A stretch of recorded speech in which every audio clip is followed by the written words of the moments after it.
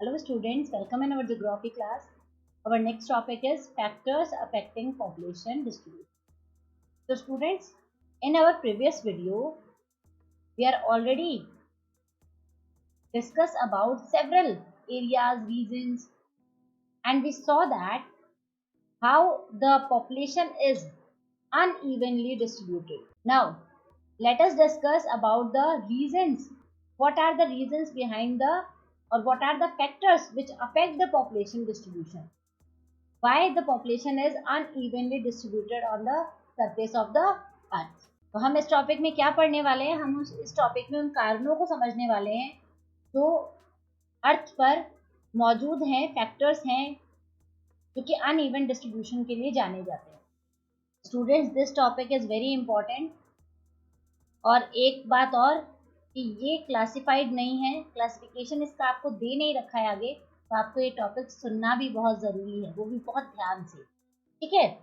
तो sum of the factors which affect the population distribution are global factors, regional factors, cultural factors and social contemporary factors. Out of these factors, the global factors are those factors which affect the entire world in same pattern.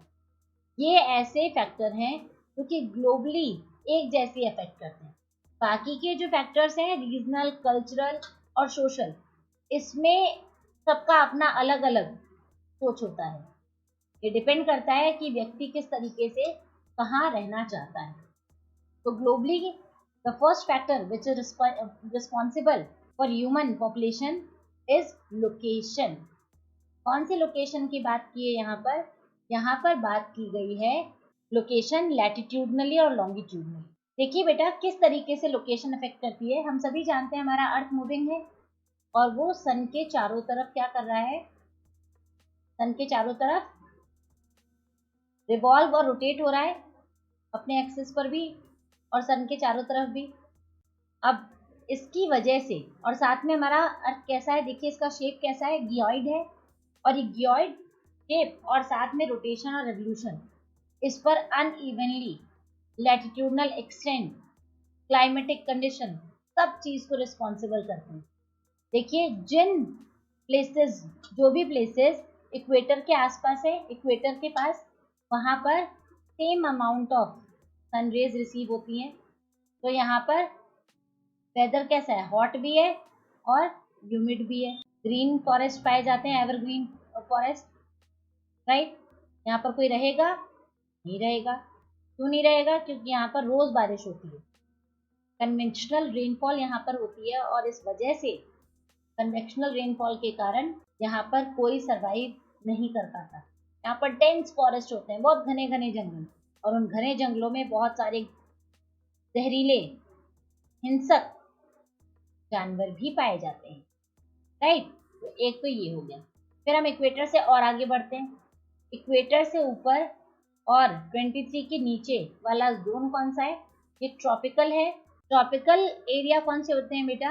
जहां पर sun rays हल्की slant होती है, यानी कि यहाँ पर heat receive होती है, ठीक है, और लाइट भी रिसीव होती है.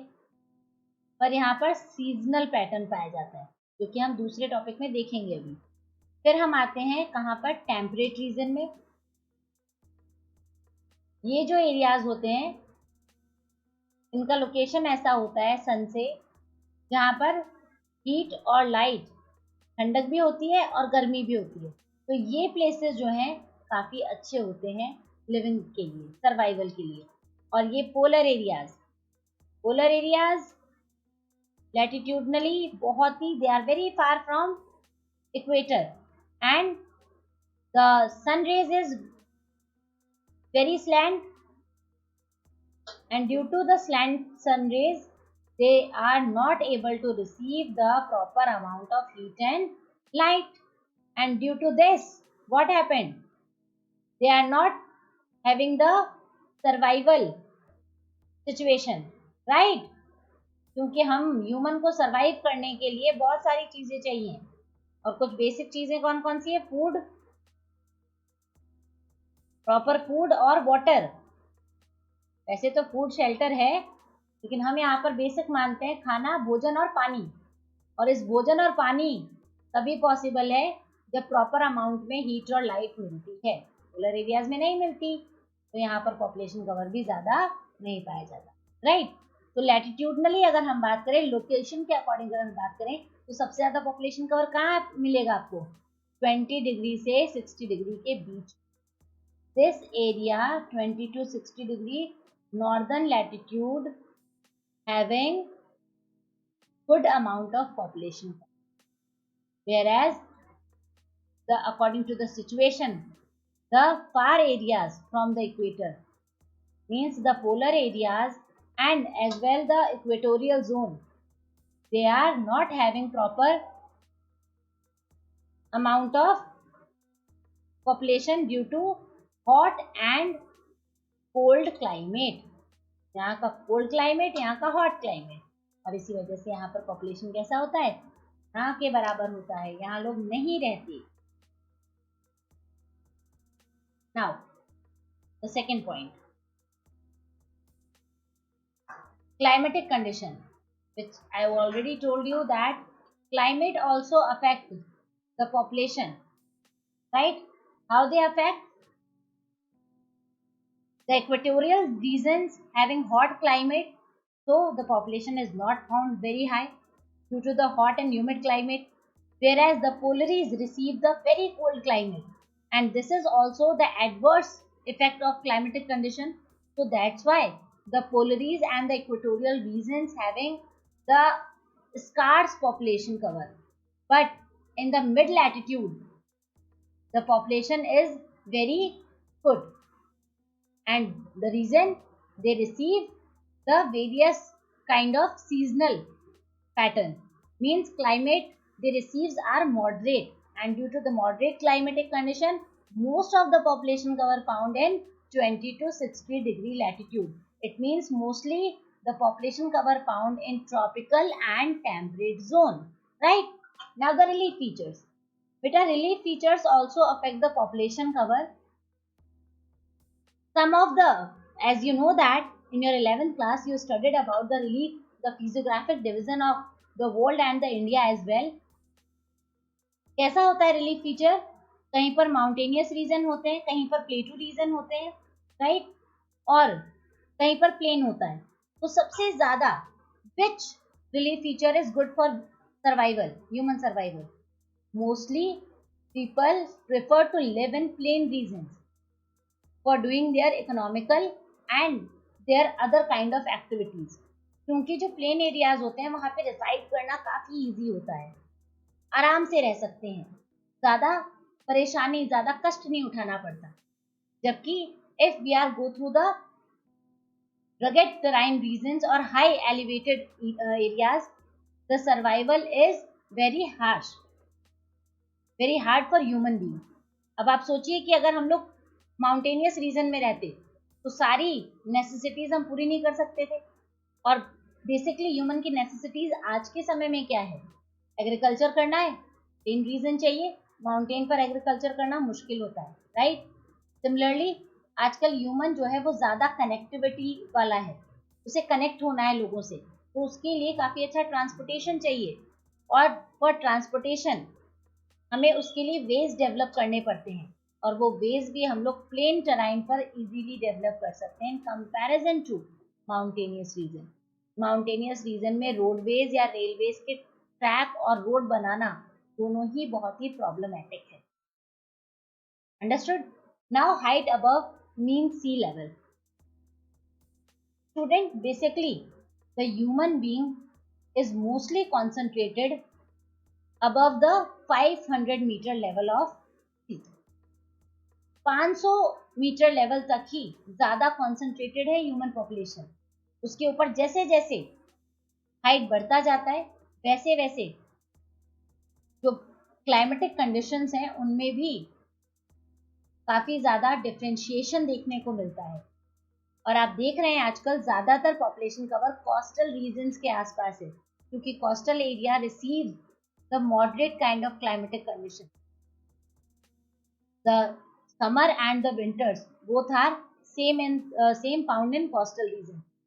अगर आप कहीं गए हैं कोस्टल एरियाज में तो आप पाएंगे कोस्टल एरियाज में सर्दियां नहीं होती हैं and the climatic condition is also moderate, बहुत ज़्यादा गर्मी भी नहीं होती है, जैसे ही बहुत गर्मी होती है तो वहाँ पर बारिश हो जाती है and this region supports the high population cover in the which region?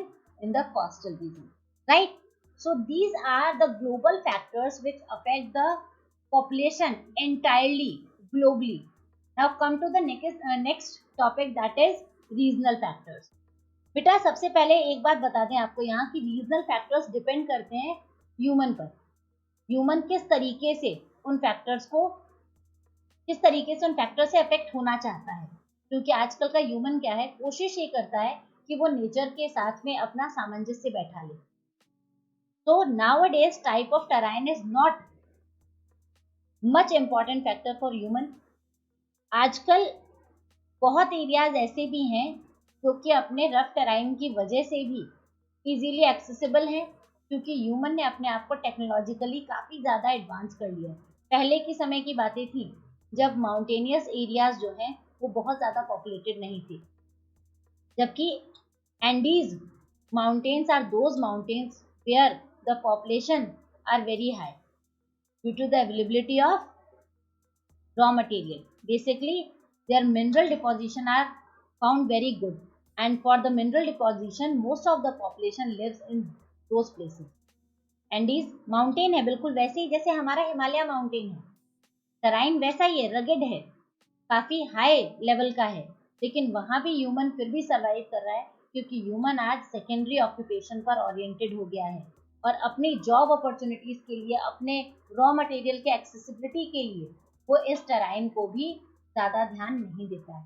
Similarly अगर हम बात करें, हमारे जम्मू कश्मीर में भी लोग रहते हैं, हमारे जो ईस्टर्न एरियाज है वहाँ पर भी पॉपुलेशन पाया जाता है, क्योंकि हमने क्या किया है, we develop our technology and due to the technological development we easily access these high elevated area, right?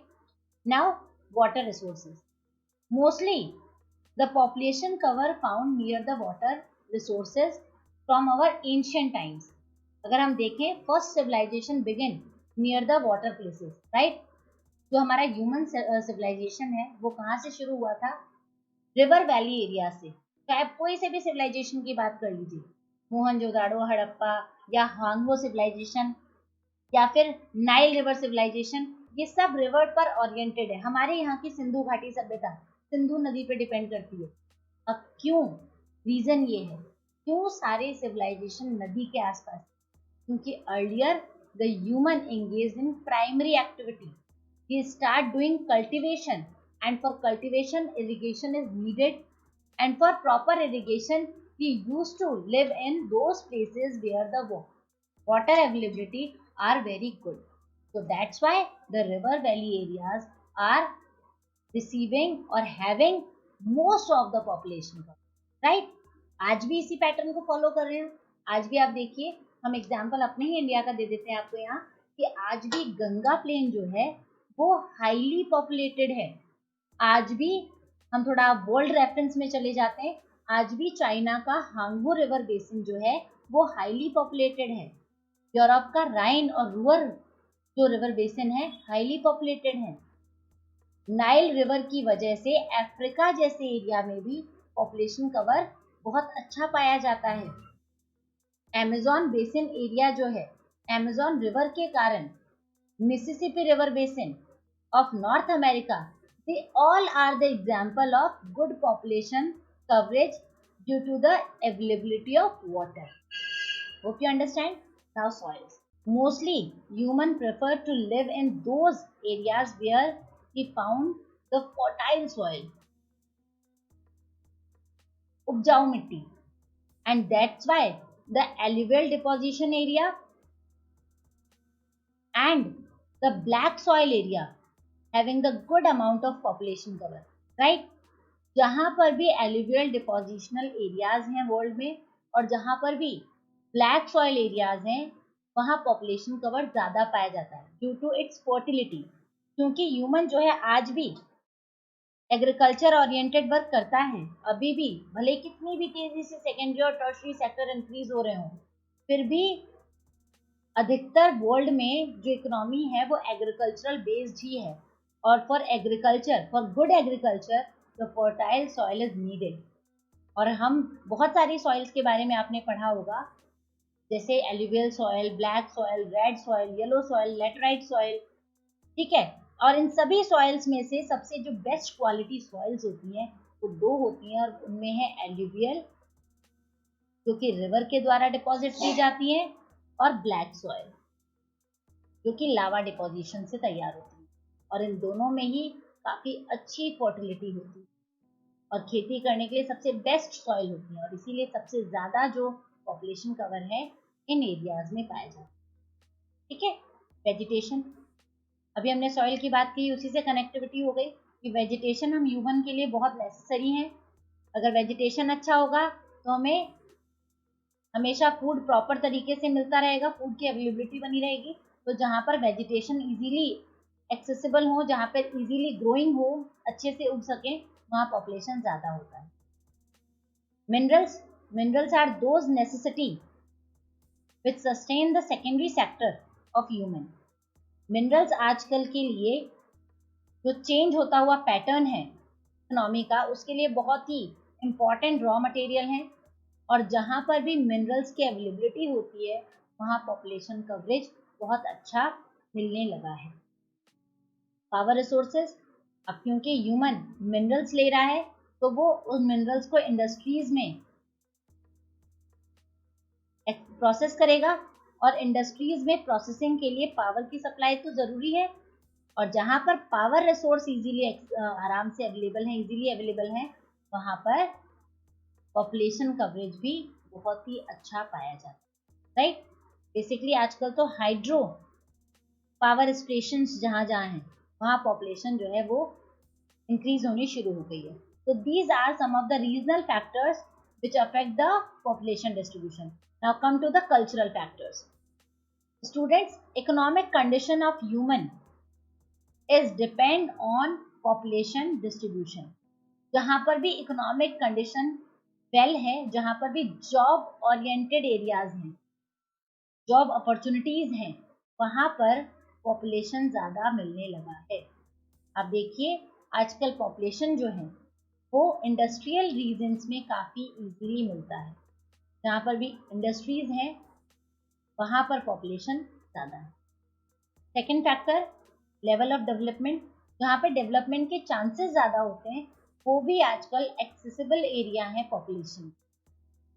पहले क्या होता था, अर्बनाइजेशन बहुत लेटर शुरू हुआ, बहुत बाद में जाके शुरू हुआ, लेकिन अर्बनाइज्ड एरिया में level of development in comparison to rural area ज़्यादा होता है, इसीलिए वहाँ पॉपुलेशन कवर भी ज़्यादा होने लगा। अब देख रहे हैं आजकल सिस्टम बदल रहा है, अब इकोनॉमिक जो क्राइटेरिया हैं ह्यूमन के वो भी चेंज हो रहे हैं।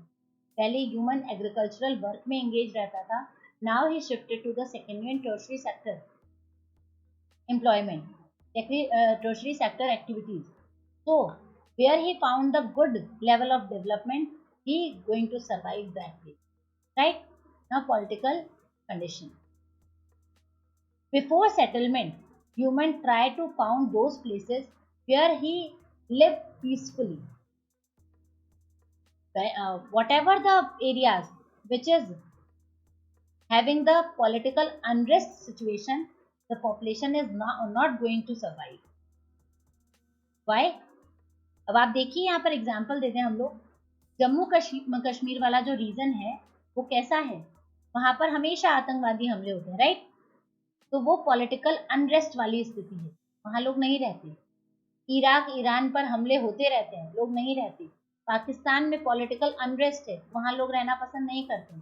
ऐसा नहीं रहते, बिल्कुल नहीं रहते, ऐसा नहीं कहा है हमने, लेकिन अगर ह्यूमन से पूछा जाए क्या आप वहां जाके सर्वाइव करेंगे, वो वहां सर्वाइवल के बारे में बहुत विचार करेंगे। या हमारे इंडिया में ही ले हम लोग, जो नक्सली एरियाज हैं, छत्तीसगढ़ वगैरह के जो जंगल हैं, वहाँ पर लोग नहीं रहना पसंद करते, क्योंकि वहाँ पता ही नहीं कब कौन सा आतंकवादी हमला हो जाए, कब है ना वहाँ के नक्सली हमला कर दें। तो ह्यूमन जो है पीसफुली रहना पसंद करता है और उन सभी इलाकों को अवॉइड करने की कोशिश करता है जहाँ पर पॉलिटिकल अनरेस्ट हो, right. Now psychological, human psychology भी ह्यूमन को किसी जगह पे रहने के लिए या किसी जगह पे न रहने के लिए रिस्पॉन्सिबल होती है। ह्यूमन अपने साइकोलॉजी के अकॉर्डिंग ही अपना सेटलमेंट एरिया चूज करता है। जैसे मैंने आपको बताया कि वैसे तो नॉर्मली अगर हम बात करें तो जो रगेड टेराइन होते हैं, अनइवन लैंड जो होता है, वो ह्यूमन का ऐसा सर्वाइवल एरिया होता है जहां पर ह्यूमन नहीं रहना पसंद करता। Now psychology, psychology is also a kind of factor which affect the population distribution. Students, human psychological system is also affect the areas of survival. कैसे? ह्यूमन की साइकोलॉजी जो है वो डिपेंड करती है कि ह्यूमन कहाँ रहे। जैसे मैंने अभी पहले बोला था कि ग्लोबली अगर हम बात करें तो human location, climatic condition, relief features इनको ध्यान में रखते हुए अपना सेटलमेंट देखता है। लेकिन आजकल ह्यूमन की साइकोलॉजी जो है वो चेंजिंग है और इसीलिए वो अपने सर्वाइवल के लिए बहुत ही इजी अकोमोडेशन नहीं देखता। वो ये देखता है कि उसके पास ज़्यादा प्रॉफिट कहाँ है।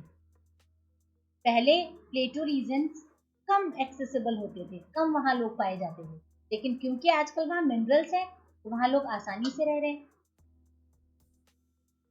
पहले लोग हाई टेराइन पर, हाई एलिवेटेड एरियाज पर रहना ज़्यादा प्रेफर नहीं करते थे। आजकल अगर आप जाएं तो आप देखें हिमाचल प्रदेश, अच्छा खासा वहाँ पर पॉपुलेशन है। रॉकीज और एंडीज माउंटेनियस एरिया या Alps mountainous area, there also the population are fine quite good. They are having average population cover.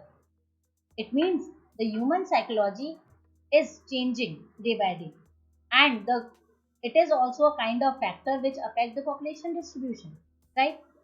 Now transportation. Transportation are also affecting feature or affecting factor for population distribution. Nowadays, most of the population living in coastal areas only because of good transportation. आजकल coastal areas जो हैं highly populated हो गए हैं। कहाँ एक समय settlement नदी घाटियों में शुरू हुआ था, ज़्यादा पॉपुलेशन कवर प्लेन एरियाज में रहते थे, और आजकल कोस्टल एरियाज को भी प्रेफरेंस बहुत ज़्यादा मिल गया है। कोस्टल एरियाज प्लेन ही होते हैं, लेकिन साथ में वहाँ रहने का जो मेन रीज़न है वो वहाँ की ट्रांसपोर्टेशन, वहाँ ट्रांसपोर्ट कवर बहुत अच्छा होता है। ह्यूमन स्टार्टिंग से ही वाटर ट्रांसपोर्ट पर, और basically the trade is dependent on water transport because they are very cheaper mode of transport. So human used to live those places where the transportation is easily available and as well as cheapest, जहाँ पर उसको कम पैसा खर्च करना पड़े। Right? Now trade is also a responsible factor for change in changing time. आज human जो है उसका रहने का तरीका, the way of living is totally different. और अब ह्यूमन जो है मटेरियलिस्टिक चीज़ों पर काफ़ी ज़्यादा खर्चा करने लगा है, और खर्चा तो तभी करेगा जब आसपास बाजार होंगे। और यही कारण है जहाँ जहाँ ट्रेड फैसिलिटीज़ डेवलप होती हैं बेटा, वहाँ वहाँ पर ज़्यादा पॉपुलेशन कवर पाया जाता है। आप खुद उठा करके वर्ल्ड के मैप पे देखिए, जहाँ जहाँ भी ट्रेड होता है वहाँ वहाँ पॉपुलेशन कवर बहुत ज़्यादा पाया जाता है। तो trade areas are the good living place, the good collective place for human survival, right? So these are some of the cultural factors which affect the population distribution. Now come to the next and the last factors which affect the population, and that is the social contemporary factor. आजकल सामाजिक और समकालीन स्थितियों पर भी आधारित होता है फैक्टर। अब समय बदल रहा है तो लोगों का नजरिया भी बदल रहा है। Adaptation to the environment is one of the factor. आजकल ह्यूमन जो है एनवायरनमेंट के साथ में अडॉप्ट करना शुरू कर चुका है, उसके संग सामंजस्य बैठाने लगा है। ह्यूमन की एनवायरनमेंट की कैसी भी दशाएं हैं, ह्यूमन उसके साथ में घुलने मिलने लगा है। अब ह्यूमन नहीं देखता कि बाहर बारिश कितनी आ रही है, ह्यूमन ने अपने आप को टेक्नोलॉजिकली एडवांस बना लिया है। कश्मीर में रहना है, नो प्रॉब्लम। क्यों? ठंडा इलाका है, फिर भी हीटर हैं घरों में।